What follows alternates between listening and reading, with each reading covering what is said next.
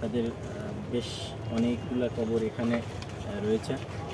আপনারা জানেন জুলাই মাসের প্রায় শেষ 10 দিনেই প্রায় 50 থেকে 60 জনের মতন বেওয়ারিশ লাশ দাফন করা হয়েছে।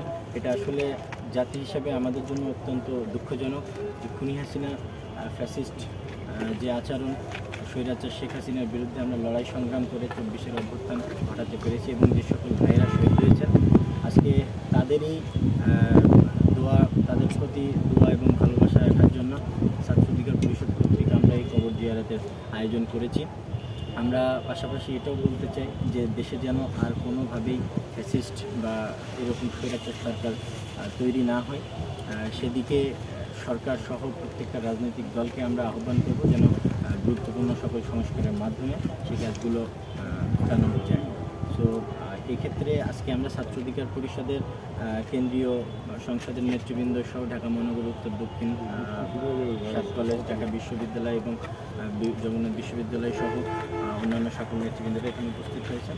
আজকে আপনাদের মাঝে এখানে সম্পূর্ণ বক্তব্য প্রদান করবেন আমাদের বাংলাদেশ ছাত্র অধিকার পরিষদের কেন্দ্রীয় কমিটির সাধারণ সম্পাদক নাজমুল হাসান।